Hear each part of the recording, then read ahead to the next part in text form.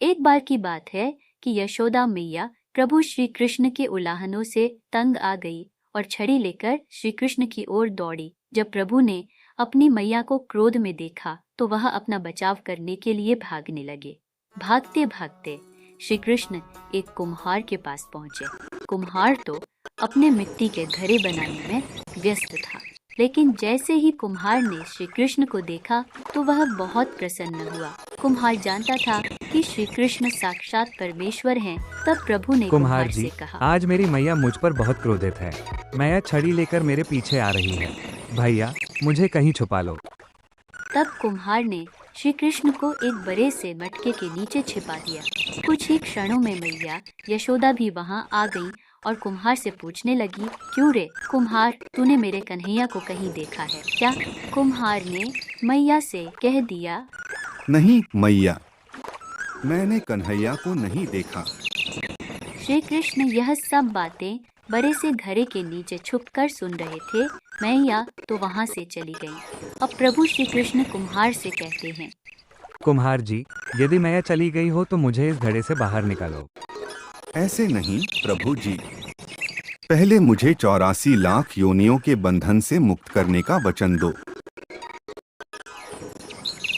मुस्कुराए और कहा, ठीक है, मैं तुम्हें 84 लाख योनियों से मुक्त करने का वचन देता हूँ। अब तो मुझे बाहर निकाल दो। मुझे अकेले नहीं प्रभु जी, मेरे परिवार के सभी लोगों को भी 84 लाख योनियों के बंधन से मुक्त करने का वचन दोगे तो मैं आपको इस घड़े से बाहर निकालूंगा। चलो ठीक है, उनको भी 84 लाख योनियों के बंधन से मुक्त होने का मैं वचन देता हूँ। अब तो मुझे घड़े से बाहर निकाल दो। बस प्रभु जी, एक विनती और है, उसे भी पूरा करने का वचन दे दो तो मैं आपको घड़े से बाहर निकाल दूंगा। वो भी बता दे, क्या कहना चाहते हो? प्रभु जी, जिस घड़े के नीचे आप छुपे हो उसकी मिट्टी मेरे बैलों के ऊपर लाद के लाई गई है। मेरे इन बैलों को भी 84 के बंधन से मुक्त करने का वचन दो।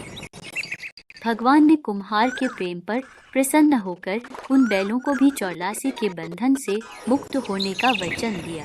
अब तो तुम्हारी सब इच्छा पूरी हो गई। अब तो मुझे घड़े से बाहर निकाल दो। अभी नहीं भगवान, बस एक अंतिम इच्छा और है, उसे भी पूरा कर दीजिए और वह यह है, जो भी प्राणी हम दोनों के बीच के इस संवाद को सुनेगा उसे भी आप 84 लाख योनियों के बंधन से मुक्त करोगे। बस यह वचन दे दो तो मैं आपको इस घड़े से बाहर निकाल दूंगा। कुम्हार की प्रेम भरी बातों को सुनकर प्रभु श्री कृष्ण बहुत खुश हुए और कुम्हार की इस इच्छा को भी पूरा करने का वचन दिया। फिर कुम्हार ने बाल श्री कृष्ण को घड़े से बाहर निकाल दिया, उनके चरणों में साष्टांग प्रणाम किया, प्रभु जी के चरण धोए और चरणामृत लिया। अपनी पूरी झोपड़ी में चरणामृत का छिड़काव किया और प्रभु जी के गले लगकर इतना रोए और प्रभु में ही विलीन हो गए।